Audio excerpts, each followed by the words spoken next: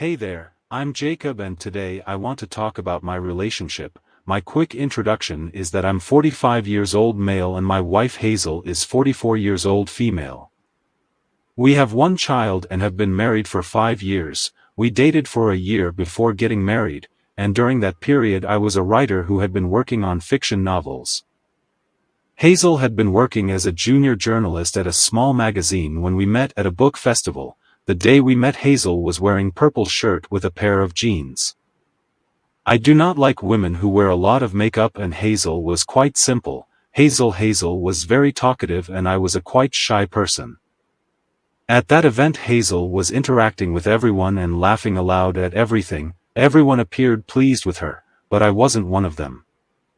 I found her to be really annoying, but when she approached my seat and conducted a little interview with me about my book, so it changed my mind and I thought she was pleasant. She seemed very serious about her profession and asked me thoughtful questions related to my book. At the end of that interview Hazel took my number. I'm a good-looking guy. And Hazel told me that introverted shy guys are appealing to her, so she contacted me 2 days later and she asked me for a date. I was hesitant to go, but my friend persuaded me to go. And our date was fantastic. Hazel kept on cracking small jokes, and she was at ease discussing everything from politics to entertainment to fashion. I found her interesting. We were polar opposites in nature, and it is likely that opposites attract, therefore we fell in love, but Hazel actually pressured me into a marriage. I intended to have my novel published before our wedding, but Hazel wanted to get married as soon as possible. She said she believed in religion and was against any relationship before marriage, so we got married after dating 1 year. 6 months after our marriage I was busy with the publication of my book and Hazel had some free time. She wanted to go on honeymoon. But because we got married so quickly, I couldn't save much money for it. Also, Hazel knew that my book had to be published. So I had neither the time or money for a honeymoon, but she made a big deal out of it, urging me to go on honeymoon, and when I couldn't. Hazel packed her bags and headed to her parents' house in Texas. I had not expected such immaturity from her. I was surprised at her behavior. I kept calling her to come back, but she kept making arguments. She stayed to her parents' house for 3 months over the issue of honeymoon, and whenever I requested her to come back she would say my writing profession was very unstable and time-consuming, and she coerced me into finding a normal job. I was a simple man. It was my first marriage and I adored Hazel. I wanted to keep this marriage, so I left my profession of writing and found a job in management. Hazel returned, and we resumed our normal lives like a normal couple. We had our first kid 2 years after our marriage, and I was overjoyed, but Hazel was suffering from postpartum depression. I had 1 month of paternity leave. And Hazel handed all of the responsibilities of laundry, dishes, and other dreadful domestic jobs to me. Our time alone became family time. She would want me to change diapers and feed our baby and didn't want to participate in any of it. When I objected, she told me that she had carried the baby for 9 months and that she could no longer bear any responsibility for our child. I'd never seen such an irresponsible mother before.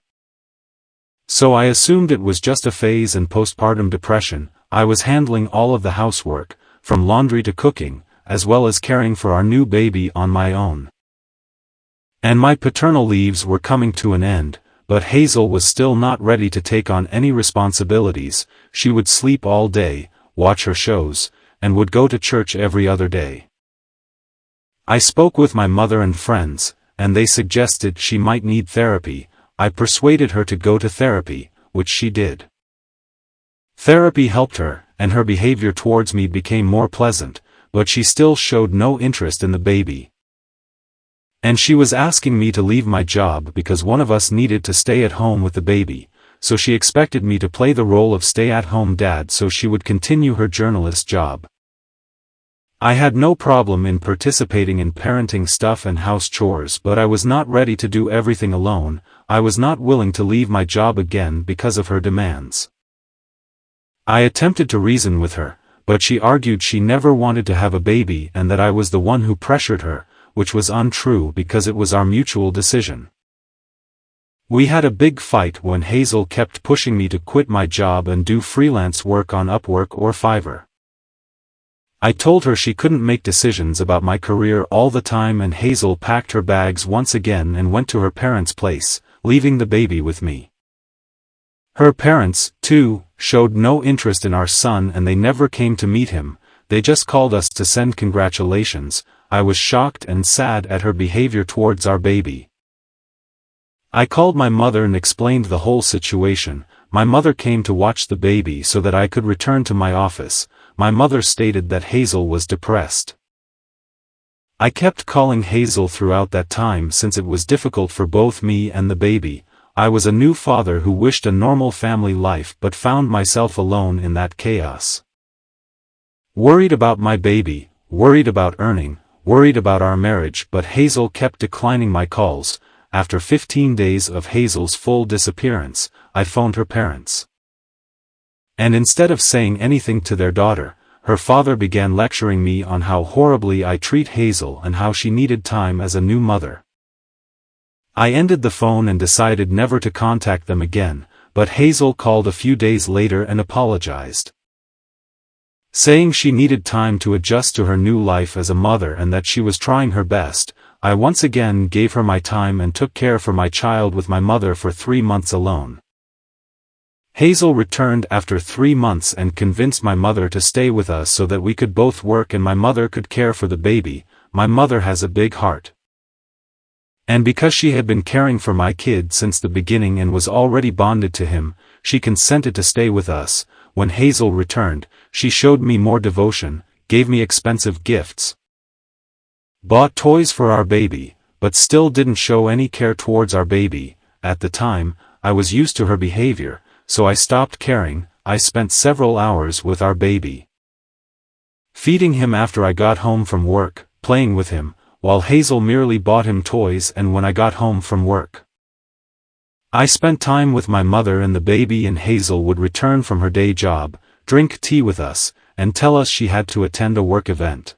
She would dress up and go to those gatherings. On weekends she would spend time in churches. Time was passing and our baby was growing up with his both parents, but unfortunately his mother was unconcerned about him. She had never even bothered to hold him, but to show the world. She organized his first birthday in our house and pretended to be the best mother ever. I was perplexed by her behavior, but she told me that every mother is different and that at the very least, I am contributing in our baby's life in some way. My mother was pleased with Hazel's participation in our son's birthday celebration, so, unwillingly, I went through with her act and allowed her pretend to be the best mother she never was. She hired professional photographers and posted our family photos on social media. Everyone was praising her, but no one knew the reality. After the birthday event, Hazel resumed her cold act. Jerry, our son, was 1 year old and started walking, and I was there for him all along. Hazel was not present when our son took his first steps. Hazel was not there when first time Jerry said his first word, Daddy. Hazel was quite friendly with me. She would plan date evenings, press my clothing, and send me I love you texts all day long. So I was content with our marital life, even if it was an awkward situation in which my mother was still living with us despite the fact that I had hired a nanny as well. One evening Hazel came back from work and started getting ready for a night event. She asked me to join her, but I wanted to spend time with my son Jerry, so I declined. Hazel was in the bathroom when her phone rang. I never had a habit of checking her phone, so I just picked it up to see who was calling, but it was a text and the notification of that text was blinking on the screen saying, "Babes, can't wait to see you in that black dress," along with kiss emojis. I put the phone back on the table and pretended not to see anything. Hazel had no idea I had seen her text. She checked the phone and smiled while seeing the screen. I made the decision to follow Hazel that evening. Hazel left the house in her car, so I drove cautiously behind her. I was surprised when Hazel stopped her car in front of an old apartment building rather than going to any event. I assumed she was probably picking someone, so I waited in my car, but 2 hours had passed and Hazel didn't come back from that apartment. I drove home and made the decision to investigate this further the next day. I discussed it with my closest friend, and he advised me to track her. I did not take his advice lightly. And I purchased a vehicle tracking system with GPS to ensure that the results were reliable. It was a challenge to put it in her car, but because I had never shown any suspicion towards her. Never tried to check her phone and had never shown any interest in her activities. She gave me her car keys when I told her my car was having trouble and I needed her car to take Jerry to his doctor appointment. I attempted to be as natural as possible, taking Jerry with me as if we were actually going to a doctor clinic, and then installed a tracker in Hazel's car. I also put apps on my phone to follow her location. I kept following her and checked up on her whereabouts. Hazel continued to spend hours at that flat every 2 days. One day, she informed me that she was taking an office trip for a week. I agreed and even assisted her in packing as normal. However, when I followed her, the tracker indicated that she was in Texas at her parents' house. Her lies and suspicious actions startled me and made me curious. With the help of a friend, I gathered information about the apartment where Hazel was frequently going. Neighbors surrounding that apartment told me about the facts of the owner of that apartment, and one woman told me that guy was married to Hazel. Turned out he was Hazel's first husband. Hazel never told me she was married before marrying me. I was shocked and shattered, but this time I was not prepared to listen to any of her lies, so I finally contacted a divorce attorney and filed for divorce. When Hazel returned from Texas, I handed her the divorce papers. She was shocked because she had not expected it. She had no idea I knew about her affair with her first husband, when I shouted at her about her disloyalty. She was shocked to see my behavior because to her I was a shy simple man who was never supposed to know the truth. She confessed about her first marriage. She cried and confessed that she was having an affair with her first husband, but it was nothing serious. Further investigations revealed that Hazel had 2 children with her first husband. And Hazel's parents in Texas were parenting them, which is why Hazel kept going to Texas for months, and possibly why she never showed any interest in our baby. That's why Hazel's parents never came to see our baby, because they were already raising her 2 children. Hazel stated she got divorced from her first husband at a young age and she never wanted to spend her entire life as a single mom, which is why she never told me about her children. She said she didn't want to involve her kids from her previous marriage into our new marriage, and she had no explanation for her affair with her first husband, but I divorced her and got rid of her. I do not want any explanation from her anymore. Update: I divorced Hazel and am now raising my child alone, with the assistance of my mother and a babysitter. Hazel or her parents never sought his custody because she did not want the responsibility of another child. Hazel's first husband had abandoned her yet again. And she is now living with her parents in Texas, but her parents are tired of her. Her children and parents do not want her in their lives because they are used to living without her.